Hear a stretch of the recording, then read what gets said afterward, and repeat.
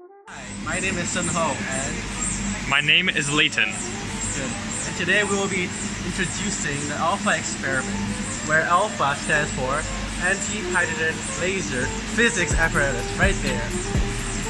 Okay, and if you want the condensed version of what this experiment is, they pretty much produce positrons here, and they shoot it down here, so they meet somewhere in the middle, and then on the other side there's antiprotons, and they shoot down there as well, and they meet in the middle, and then in the middle they combine, doing atom stuff, and then make anti-hydrogen.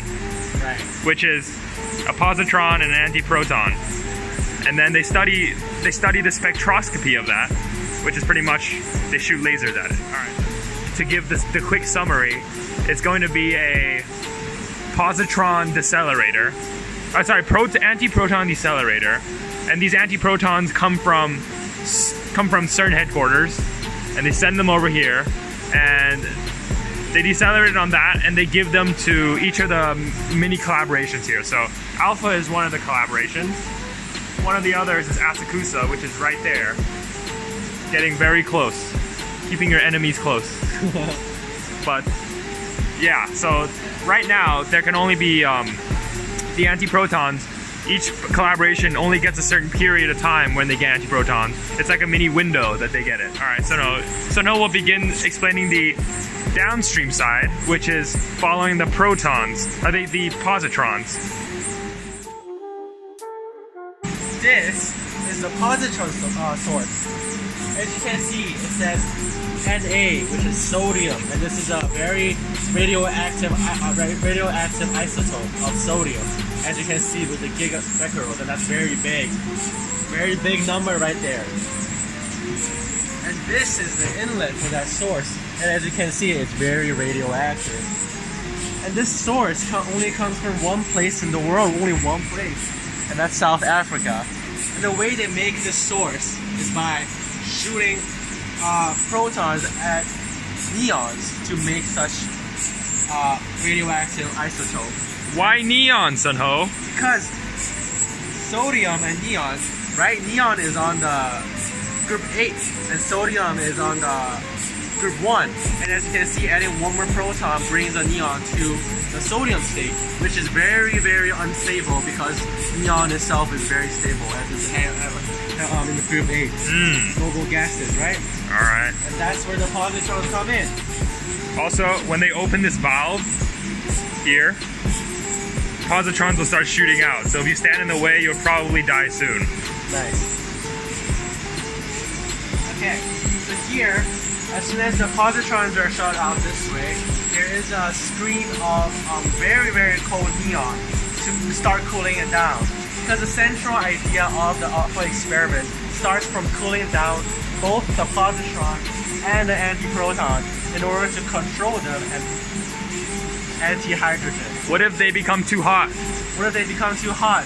They escape because there's a well of electromagnetic well that only keeps track of the low energy particles.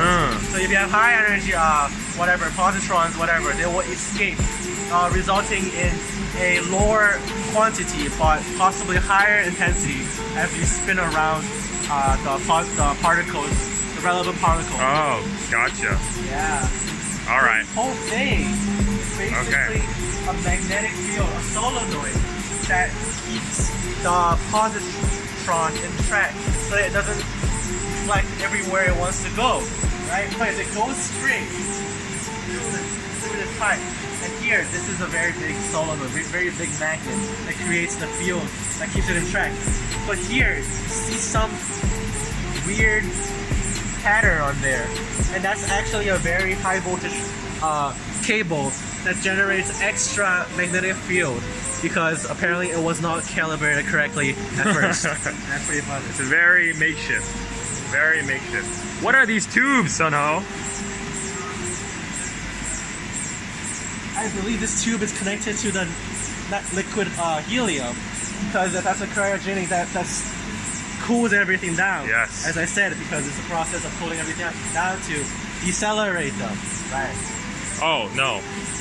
This, I believe, this is to cool down the magnets. Square magnets. Actually, I have no idea. Never mind, we will keep going. Go in there. Anyway. Okay. Now we're at our first diagnostic stick. Yes. The stick. Now why is it called a stick? Because it looks like a stick. That is exactly what the reason is. Good job.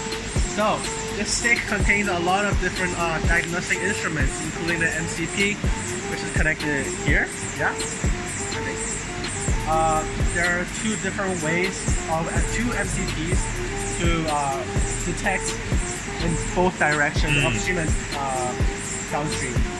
So how does the stick know which instrument to use, or how do we know which instrument is being used?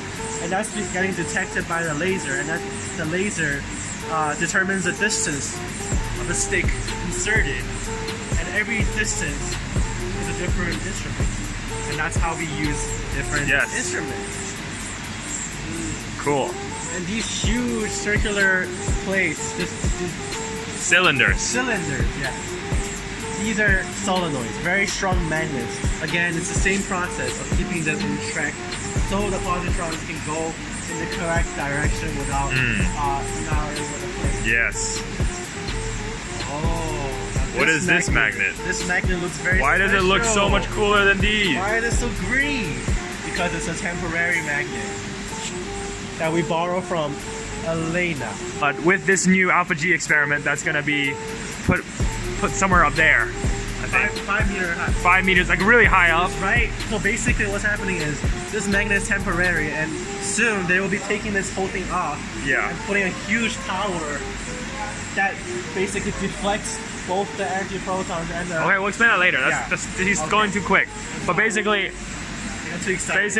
the Alpha G experiment will mean that every project will get constant antiprotons, and there won't be small windows. Every project gets 24 hours of antiprotons.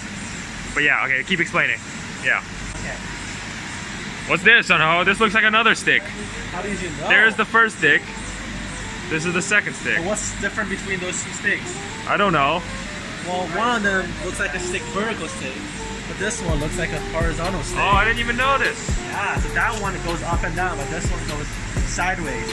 And it has different instruments in them, in the two sticks, but the mechanism is similar with the up and down. Okay. And then it continues. So as you keep going, you see these thick magnets again, and they keep on going in the same direction while they get decelerated constantly and pulled down. Yes. You see that the magnets are everywhere. Like this is a magnet, this is a magnet, that's another magnet, and then they're all magnets, because anytime you don't have a magnetic field, the positrons are just gonna fly off. Yes. And they're gonna hit the wall, and we know what happens when positrons come together with electrons.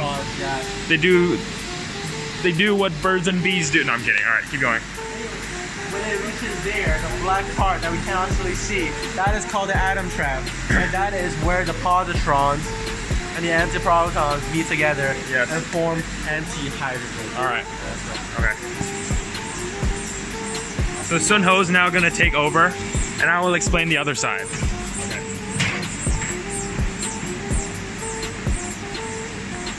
As you can see, all of this is what Sunho just explained from a different view. Alright, now we get to the really cool stuff.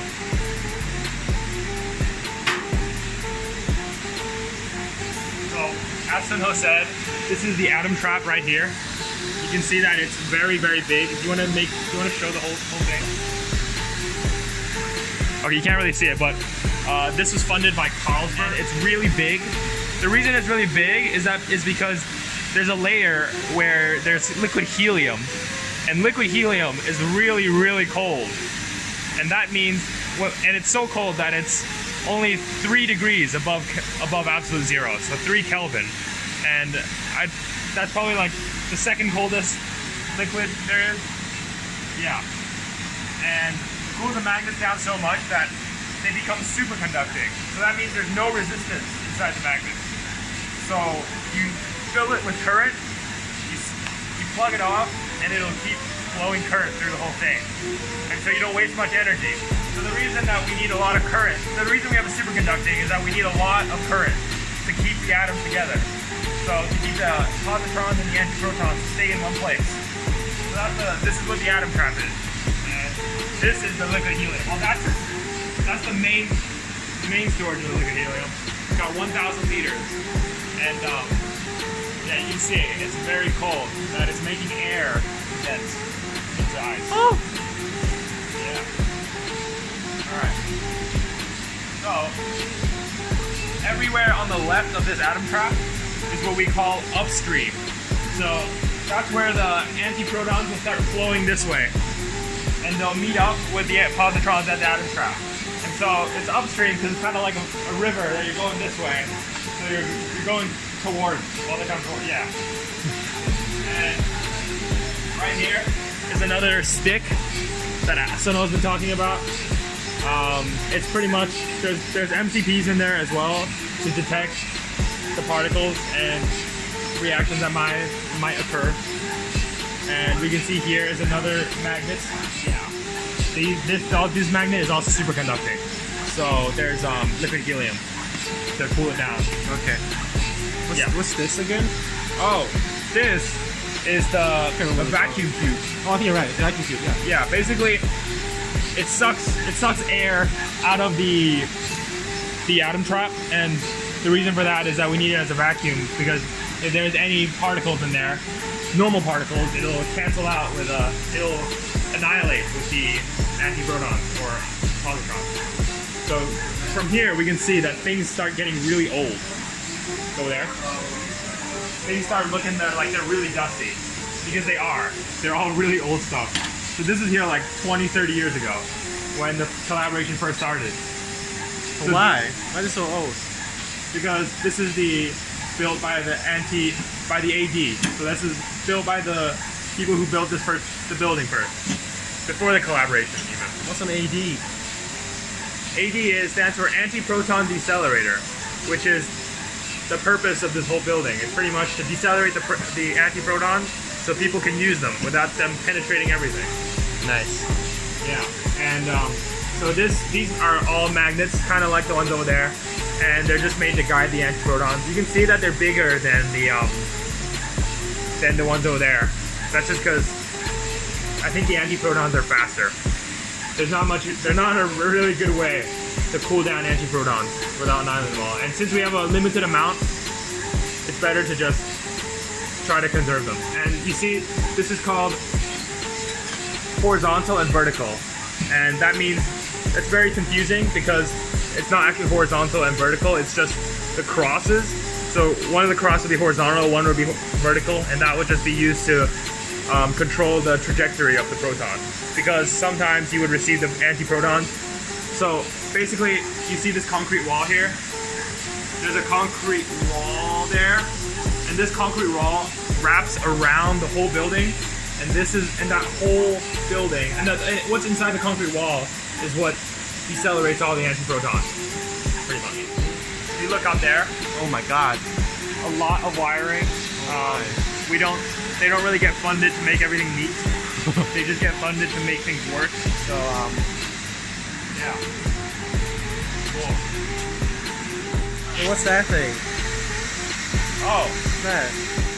so you know that the magnets are very, very sensitive, right? And what's inside them, the antiprotons, they can't be disturbed because if high energy rays come out from outer space, come into the magnet and like go through it and hit the antiprotons, then we're gonna get weird data. Because what they do with the anti-hydrogen is that they shoot lasers at them and see what happens. Because at a particular wavelength of the laser, there's the atom actually absorbs it and emits a different light, and this is called spectroscopy. And if there's light coming from somewhere else and doing this, it's going to disturb the whole experiment. So wait. So what is this? What does that do? Oh yeah, and the light basically can go inside can interfere with the wiring and interfere with the signals. And this box clears out all the interference that may enter or leave the atom trap. So it just makes sure everything's clean. Okay. So now we'll talk about the beryllium. Beryllium. So where's the beryllium? So this thingy right here, that's the beryllium stick. And it contains Upside down, bro. sodium. And it contains a lot of lasers. There are different lasers for different things. The first one is you shine laser at beryllium. Yeah. Yeah. And Why do we do that? what's the word?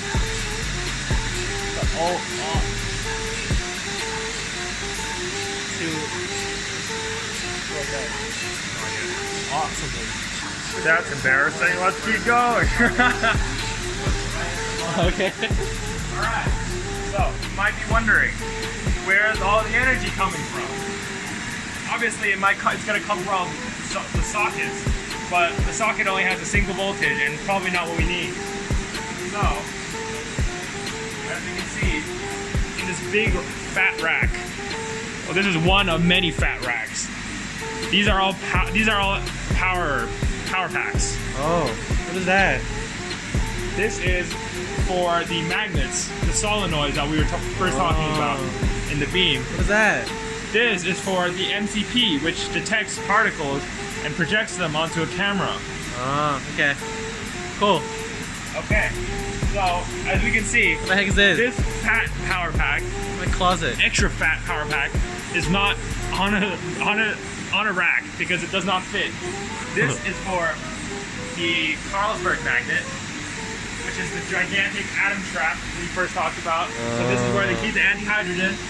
The reason they use a big magnet for antihydrogen is because antihydrogen doesn't have a charge. Oh. So you can't keep it with a small magnet. It doesn't have a strong enough magnetic field. Right. Because it's got no like real charge. It's just got magnetic dipoles, I think. Yeah. That looks like a robot. So everything that happens down here is pretty much sent through these wires, and they're sent to the control room, which is that white room over there with that poster on it. And they get all the data and everything up there. And there's a platform up here as well that has more power packs, because there's not enough space down here for all the power packs. And this whole place takes up so much energy. Like, I think for the whole of CERN, if they used all that energy, they could power like a relatively large town, small city. Oh. Okay, we can talk about this. Nice. So this is the map of what we were talking about. So as we can see, this is the positron source, which was what Sunho started to talk about, and they shoot positrons down here. And then the antiproton catching trap is here, and they pretty much shoot antiprotons. So this is upstream, and this is downstream. And then instead of having them meet here, or meet here, they're gonna have a vertical place, and they're gonna meet up there, pretty much, to make antihydrogen. So these two are gonna be directed, and they be directed upwards, which is super difficult, obviously, because you have because this spot right here has to have a magnetic field that makes both of them go up, and they have different directions, so that's tough, but somehow it'll work. And up here is where they make antihydrogen in their new experiment. Then why do they need to make it go up? Like, what's the point if it takes so much effort? What's the reason again? It's because the next project they are going to work on after spectroscopy is to test gravity with antihydrogen. Yes, they're gonna test gravity. So some gravity stuff. Yeah. Not how it falls, but just how it acts under gravity. I don't know. Yeah. Because how do you know how antimatter interact in a gravitational field? Yeah, we can't assume. Maybe it just starts spinning around. All right. That's Wait. cool.